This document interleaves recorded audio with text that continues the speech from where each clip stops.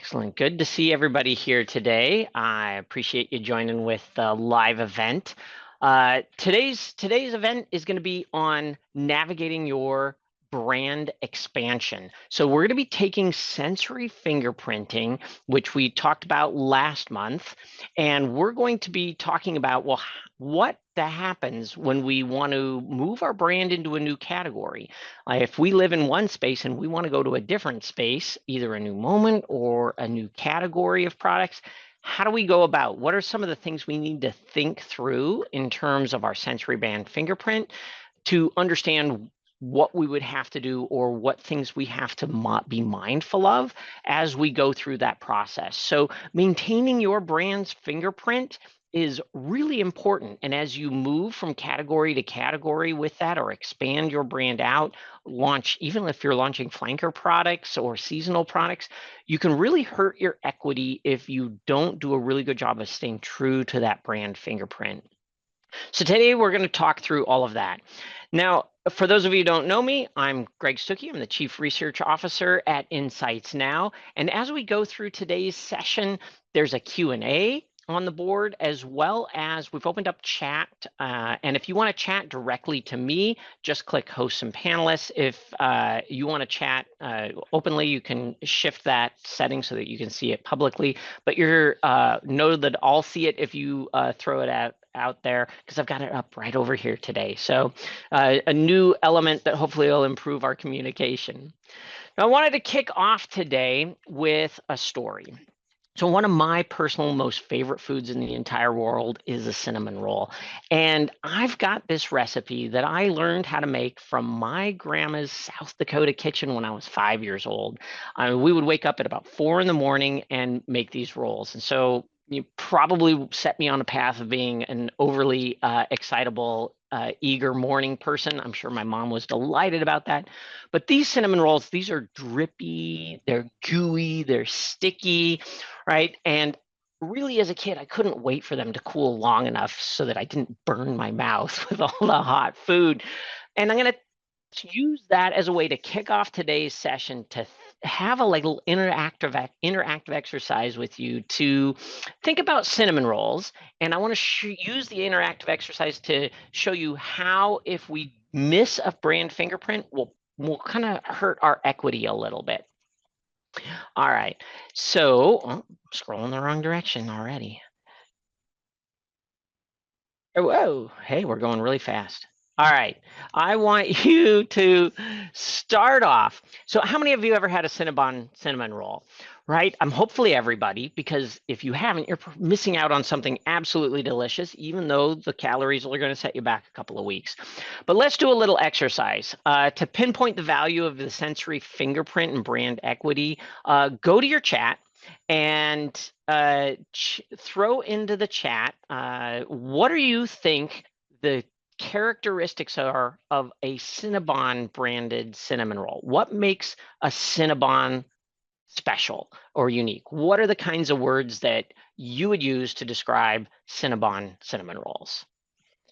All right, gooey, yeah, one of my favorites, of course. What else? Sweet, yeah, certainly very sweet. Got that. Moist and cinnamon swirl, yeah, good. Ooh, there you go. Vanilla, cinnamon, a grainy sauce. I had never noticed that, but you're right. Slightly chewy. Good, yeah. Those are some really good. The aroma, yeah, that fresh baked Cinnabon aroma, man, that was terrible when I went through the SeaTac airport when I first experienced Cinnabon. That was like, boom. All right. So you're right. Like, all these are great attributes. And I picked a bunch of the ones that I think of for myself. Soft, gooey, sticky, the Macara cinnamon. Being a sensory person, you got to call out that that's a unique cinnamon characteristic, and that fresh baked aroma. And so these are a few of the key cues that we use when we think of Cinnabon. Now, many years ago, back in 2009, actually, Kellogg's launched a co-branded cinnamon bar, this Cinnabon bar. And from an innovation and growth standpoint, this is essentially Cinnabon leveraging their brand equity to move into a new category. And they were in baked, right? And now they're going to go in convenient bars. So they're jumping to a new category with some help of some co-branding. Now, Kellogg's did some great work on this, and they hit the market with this really great message, right? The indulgent flavor of a Cinnabon in a wholesome and convenient snack bar. And then my favorite little creative part here, when you need a cinnamon it, right? And so I thought this is a really good and a little bit of clever marketing going on with this. So as a consumer, I was really excited to see these come to the market. I mean, just imagine that wonderful gooey Cinnabon experience in a convenient bar that I could just pull out of my desk drawer when I needed a cinnamon. Well, whether you tried these or not, let's gonna keep going on our sensory fingerprint exercise. And what do you think? Put in the chat. What do you think some of the key words are that you would use to describe what you think this Cinnabon bar would be as different from, say, the main roll? So what would be some key words that you would use that would describe it? What characteristics of Cinnabon, the roll, should be replicated here? So throw in your chat. What do you think are those? A little more dry. Okay. Yeah. So a little less moist, more dry. That makes sense. It's got to hold up. What types of things would be similar between the two? I guess that's it.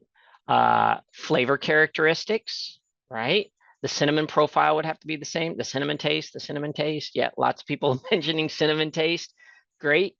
Yep, I agree. So when I think of the fingerprint that they should have, I think of, right, the gooey, soft, sticky, moist cinnamon. I'm thinking, okay, gooey shouldn't be gooey if it's a convenient bar, right? I don't, but some other aspects, right? That frosting should still taste like the frosting. But what I really experienced when I had this the first time was the frosting was crunchy, not soft, not gooey, right? So crunchy seemed a little off to me. The filling wasn't gooey, more like a firm gel, super tasty, but not gooey. The bread, it was more crumbly, right? So it was soft, but it was a lot more crumbly than I expected. So whereas a Cinnabon soft and sticky, this was much more crumbly. And then the cinnamon itself was not really the same cinnamon. It was cinnamony, but it wasn't the same power, intensity. It wasn't the same profile of cinnamon. And so I was left being very disappointed in this particular product. And now, that being said, it was very delicious, right? As a bar in and of itself, it was it was delicious. It was fantastic. I love the product in and of itself. So the developers did a great job of building a fantastic product. But with the Cinnabon brand added to it, my expectations were different. I expected something that was a much closer match. So it ended up leaving the market fairly quickly. But that's not really the key. The key is, what can we learn from this, right? So while the developers made something fantastic, while the brand marketers had this really cool, great cinnamon it, they targeted a great moment, right? So it was very behavioral in nature. They did a lot of things right. But what they missed was an understanding of what is the core equity of the brand that sets those expectations. So as they jumped into a new category, they changed just enough things that it wasn't really authentic Cinnabon anymore. It was a little too far away from the core sensory profile people were expecting. All right. So when we move into this space, we have to remember that your sensory brand fingerprint's really the foundation of your equity, and it really drives your recognizability, your reliability, your reputation, your relevance, the relationship you have with a brand. And the sensory signals from the Cinnabon bar happen to be just far enough off of Cinnabon's core equity, and it affected recognizability, right? I tasted it, it's like, not really Cinnabon, but it's good, right? And because of that, their reputation and that trusted relationship I had with the brand is suffered just a little bit of a hit. Now, was it bad enough to make me stop buying Cinnabons? No, but it suffered a little bit of a hit. So I'm going to be more skeptical of the next product coming out bearing the Cinnabon name, right? So these are important things. So I use this as an example really because it's just an obvious hindsight scenario, right? In real time, it's hard to see these often. And that's what we're going to talk about today is how can you see those in real time so you don't make that kind of mistake. But in hindsight, it's easy to see that the bar missed several core aspects of Cinnabon's equity. But to be fair, for everybody who worked on it, when you move into a category, there's things you must change.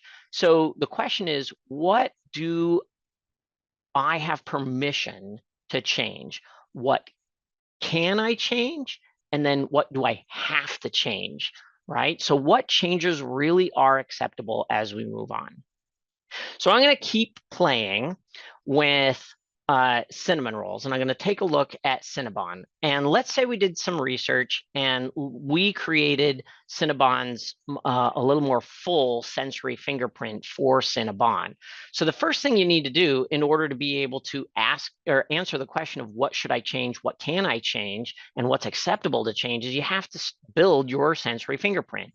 And you can build this fingerprint by studying 5 core areas. So it's like the brand relationship and message. So for Cinnabon, that's bakery inspired, world famous, legendary, life needs frosting, some of their key elements of that are core to their brand. The design and the graphics, right? Their corporate blue that has to be on everything that highlights it. The cinnamon is the fact that cinnamon's always being highlighted because it's part of their brand and their core name. In their brand naming conventions, using cinnamon connected. So you have things like the Cinnaminute, right? It's a Cinnabon. So any other product in the line could use cinnamon or cinna something, right? In that brand name. And then packaging and technology, right? They have the proprietary cinnamon, they have the proprietary frosting profiles, and those are sensorially recognizable. So you have that Macara cinnamon proprietary aroma that's from the fresh baked side, the waves of frosting mentality that they have on all of their core products, right? So it's all of that goes along with the life needs frosting. So this would be an example of their current fingerprint when were starting out.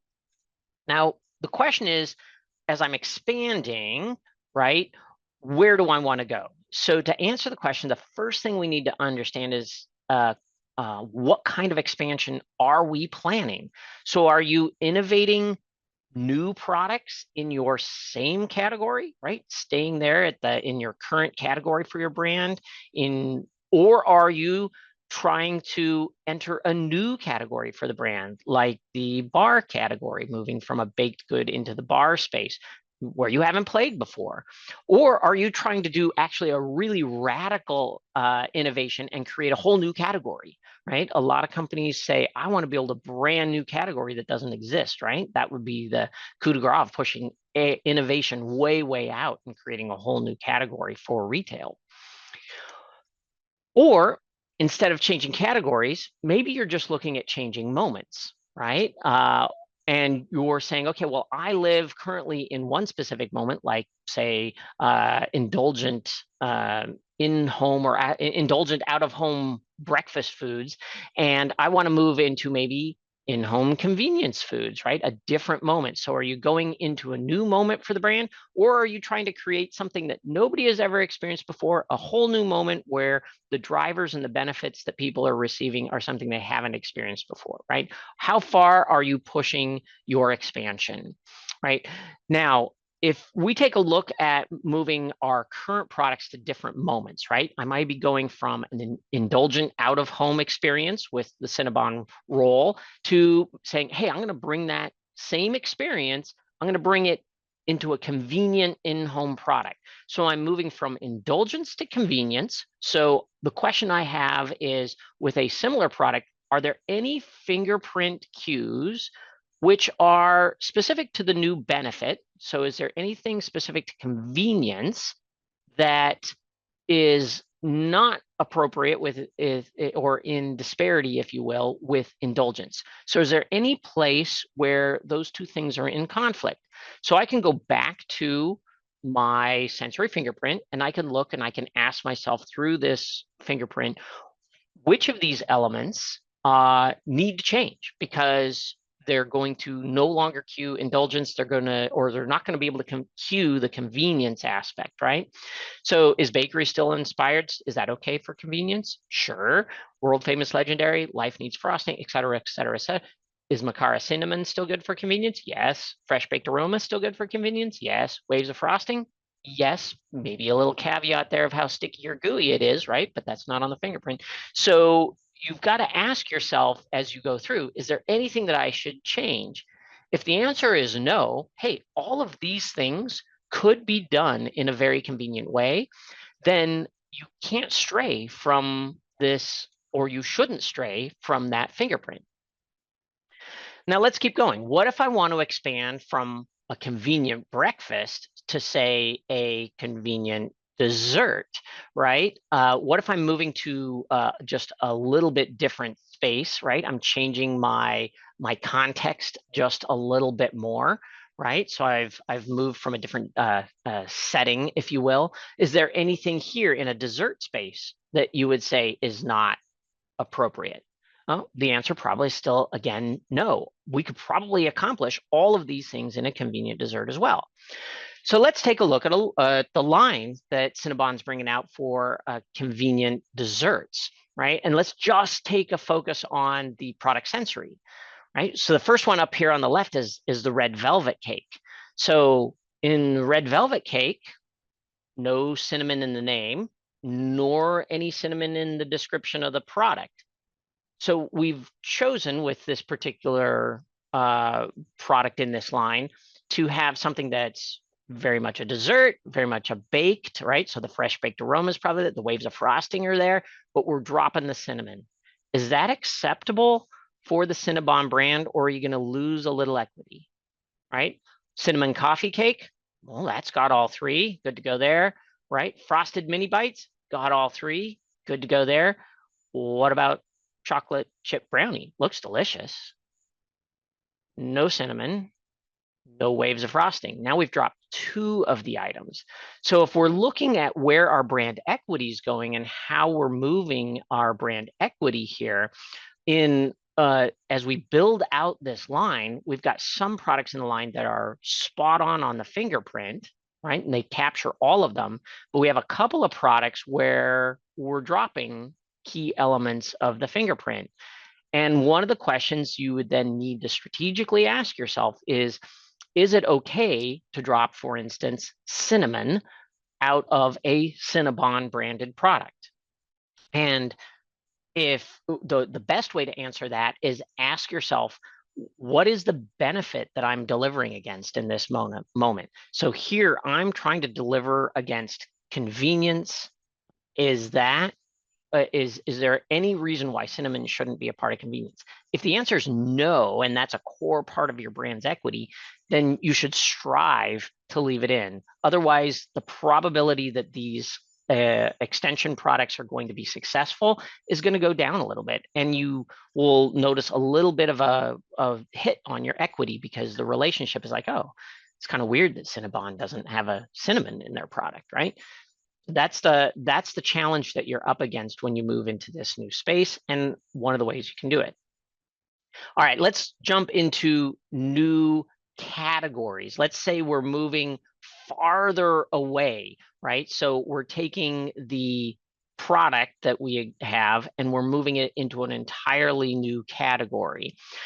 What do we have to change for consumers, or what do we care about? So the things that are acceptable to change when we move into a new category are cues which are required for it to be known as belonging to that category. So for instance, if we moved from frozen baked sweets into sliced breads, clearly I have to change something, right? I've got to make it look like a loaf of bread, got to make it look sliced, something that's shelf stable here, something that can work as, sandwich bread, or like shown here on the packaging, a piece of toast. So are there any sensory cues here that if you added them to that category, people would question that it even belongs in that category?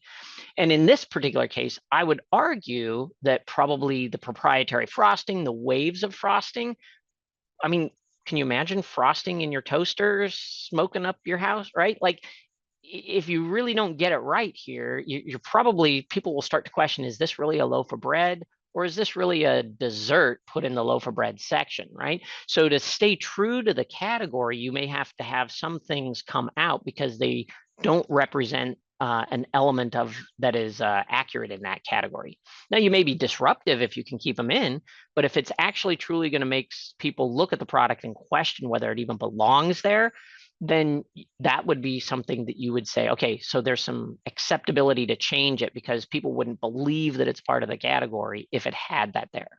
Now, that being said, you don't have to completely give up those elements. So for instance, notice in the packaging, or on the picture on the package, they're essentially using butter as frosting, right? So they're basically telling the consumer here, you can put your own frosting on this product in the form of butter. So they're making a subtle shift to allow you to stay close to that brand equity. All right, let's keep going. What if we went from cinnamon rolls to coffee, right? Making a much bigger shift. Is there any aspect of the brand fingerprint that we have to change when we're going into coffee? Well, certainly it's not going to have the actual frosting. Certainly it might not have elements like that, but can you give it a slight tweak? Can you give it the aroma of frosting? Can you give it the aroma or taste of cinnamon, right? Can you move into those elements? Now, on top of that, you would maybe ask yourself, what are the things that I have to add to my fingerprint, right, that are specific just for this category? So for instance, if I brought out a whole line of Cinnabon coffees, would all of them have to be sweet or in profile, i.e. Some type of different type of sweet profile? Or can I make just a straight black coffee? What's permissible here? What's the opportunity here? So certainly it depends on how you set people's expectations for it. One way to move into entirely new category spaces is to do pairings. So if you do pairings, you give yourself a little bit more permissibility. So this coffee is designed to go with this particular product. And if you pair them together, now they match, right? They have synergy between the two of them. And that's one way you can gain additional permissibility with your equity. So you could launch say, a straight plain black coffee that doesn't smell like cinnamon, doesn't smell fresh baked aroma, doesn't have any of the Cinnabon sensory characteristics. But if you set it up that said, this coffee is designed to be paired with one of our convenient in-home breakfasts, bam, you could have a product where you gain permissibility to drop some of those sensory attributes. All right. So the smallest nudges that you can do, like moving just a little bit out of your current space or moving to fairly near in categories or synergistic areas, those are going to be the easiest places for you to move. And moving one direction at a time is the easiest nudge for consumers to take in. But if you wanted to take a much larger leap and you wanted to change two things at the same time, right? Going into a new category and a new moment altogether, then you're going to start to get have a little bit more of a challenge, if you will, in convincing the consumer that you're staying true to your equity. So let's take a look at some of the more larger pushed launches here that Cinnabon's doing. So if Cinnabon moves into a chicken sandwich, right? Frozen chicken sandwiches. Does this fit the brand equity, right? So you've got bakery inspired, right? You still have a bun here. Well, it's not a bun, right? It's a biscuit, right? You've got cinnamon in the biscuit. Instead of the proprietary frosting, they've got a cinnamon sauce, right? Is that a close enough substitute? Still sticky, still gooey, still nailing some of those key sensory characteristics, but putting it in a different space. So that one, yeah, even though it's a pretty big leap, there you can still carry forward many of the elements, and in this case, almost all of the elements of the brand equity. Okay, so that's got some opportunity as long as the market's ready for a product like that style. What if they went to jalapeno sausage bites?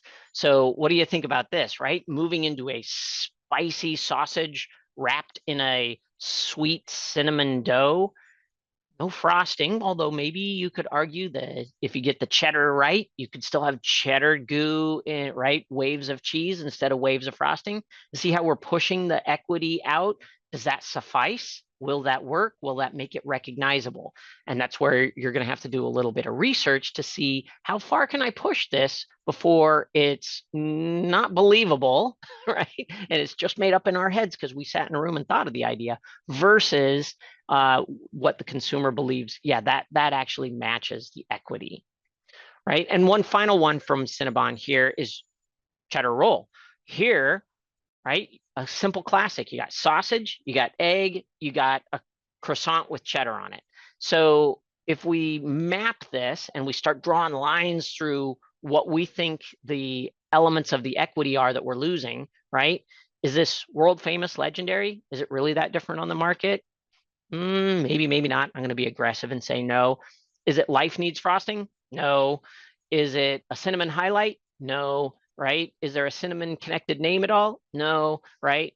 Nothing about frosting. Right? So you end up really moving and banking the success of this product on the fact that you're focusing on the bakery inspired fresh baked aroma.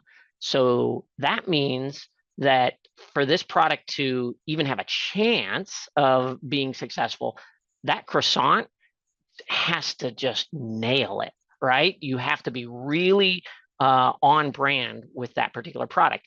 And you can see how for a product like this, you're taking away more and more and more elements of your brand equity that you're leaning into to drive that recognizability, trust, relationship, et cetera, so forth. And here now you're leaning back and you're saying, okay, we're just going to bank on bakery inspired to be successful, right?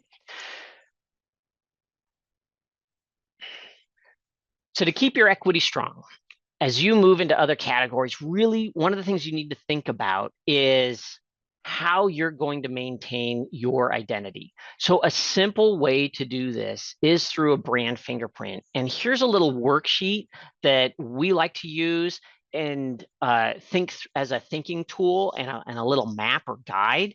And in this, you're going to start by filling out your core fingerprint. What does your core fingerprint look like?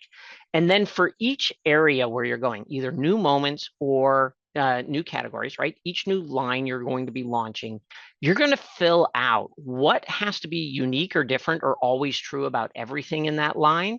That's from the core equity. And then what could be unique to that space? What am I adding to, right? So one of the things that is great with brand expansions is you can start adding to the equity by becoming known for a key characteristic in different categories versus always trying to take away, right? So a lot of these examples were take away examples, but what we really want is to be able to build upon our current equity and expand it.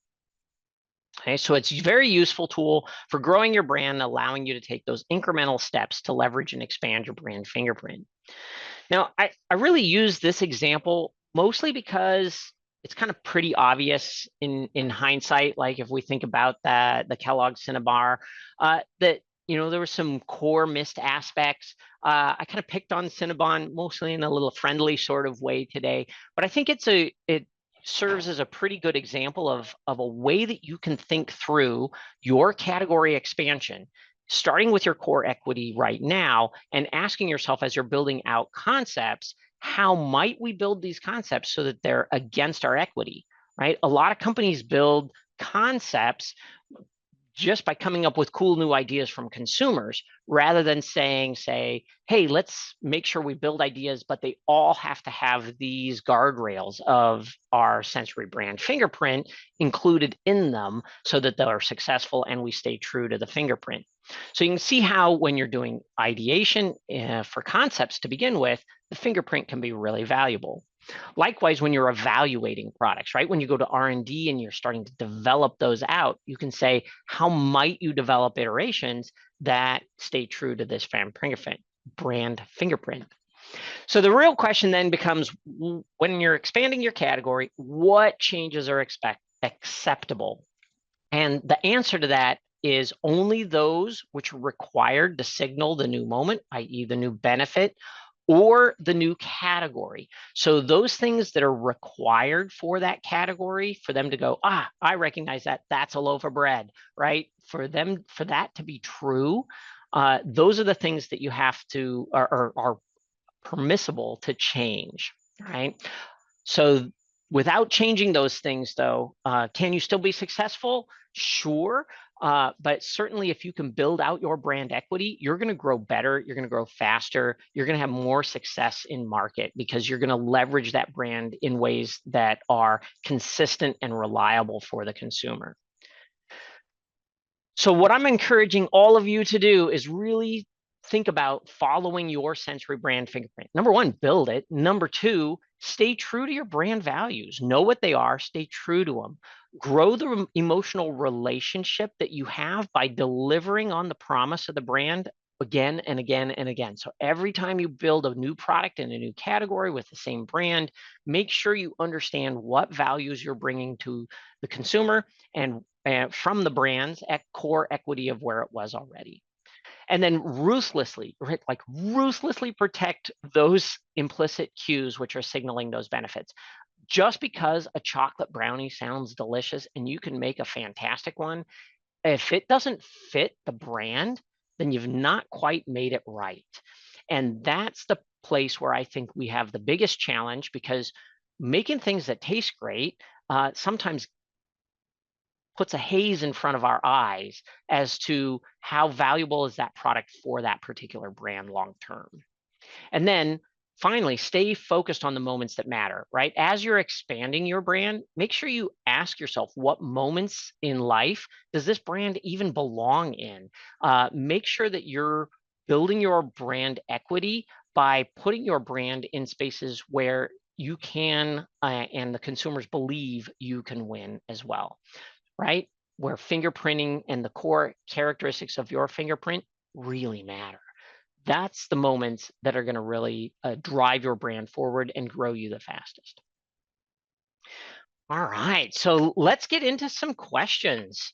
I know there's a number of them here that I've seen popped up already on the screen. You're welcome to drop your questions either into the chat or into the Q&A section here. So let me jump in and scroll through a few. Is there a specific research method for creating a brand fingerprint? That's a great question. Absolutely. There's essentially two key pieces that you want from research methodology for bringing in your brand fingerprint. Number one, you can run a facilitated session where you go through the products, and this is really can be done only for mature brands, and you go through where consumers and all of your data that you have on your brand and your branded products, where those things tell you your brand fingerprint is today. So for instance, if you know and have research that tells you how you differentiate from all your competition, what the consumers value in you versus your competitive brands, then if you already have a lot of that knowledge, then you can sit down and run a facilitated session to build this out. If you don't have that information for any reason, or you are just getting started with brand fingerprinting, then what you want to do is go out and do some basic, either qualitative or implicit research to understand what are the cues that are driving it, your brand forward. Now, that being said, when it comes to the front end, right, your positioning, your guardrails, your brands probably already have that. Somebody at the company who's building that, sometimes it's the agency, has that information already, and you should be able to pull that information.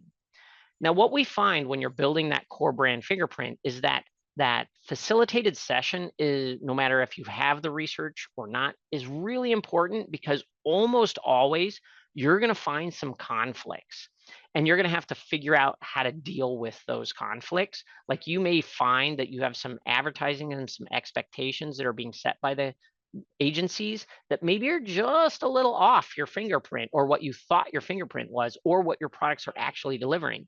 And you're going to have to decide, do I shift my messaging to match the products, or do I have to quickly shift some product elements to match the message? Okay. All right. See.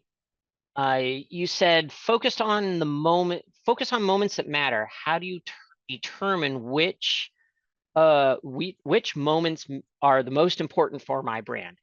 That's a good question. So when you're doing consumer research, this is understanding the discovery space, right? Understanding key moments, or doing, some people call it category mapping. We like to call it moment landscaping, where you're going to map all of the different moments around specific behaviors.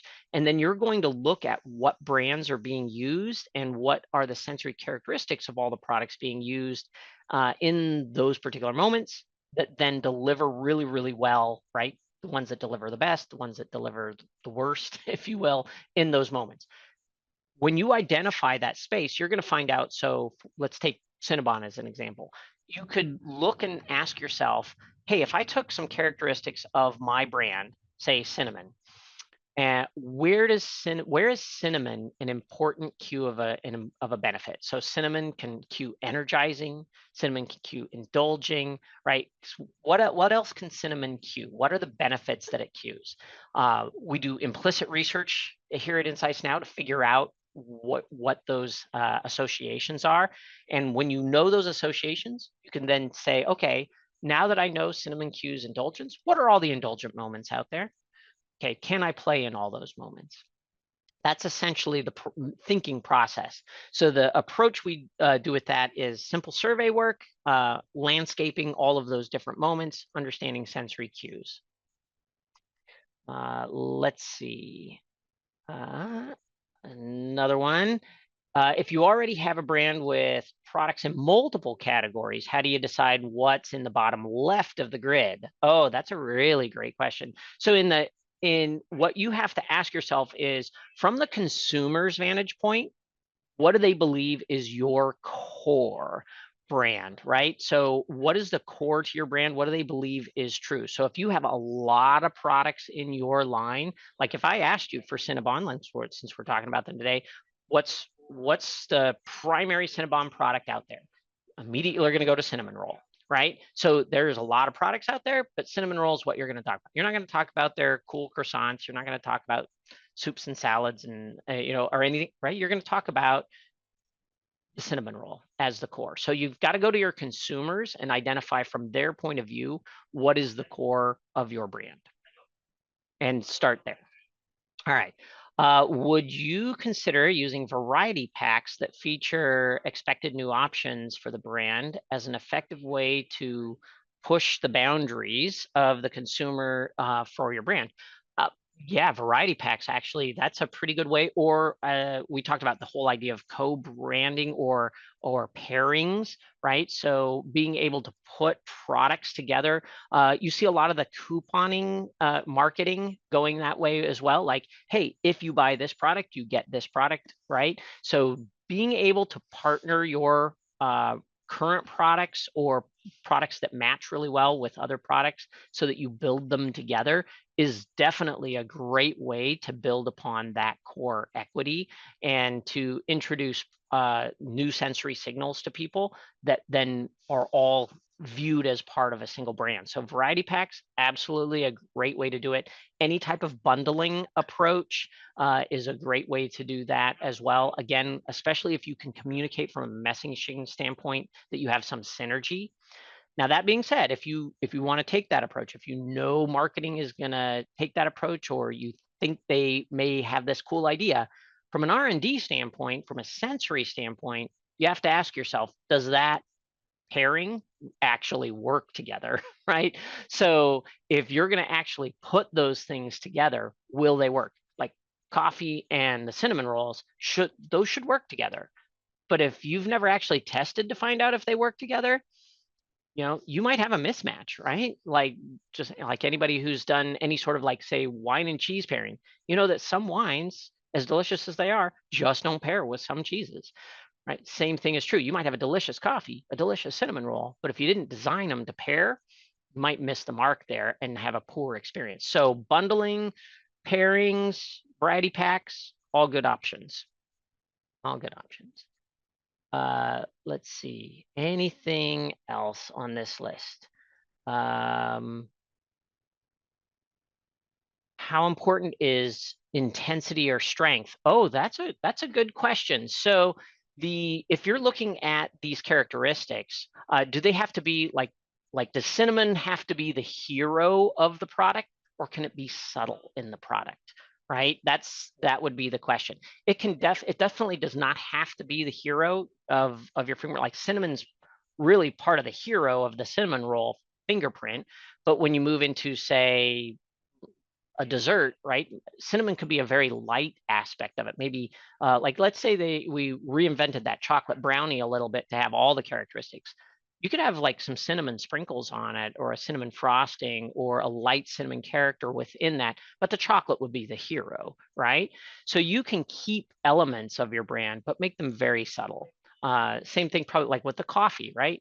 If it was overly fresh baked aroma aromatic, if it was way over the top intense on that, might be a little weird for a coffee, and it might be actually push you off of wanting to pair it, right? Because it would be too much.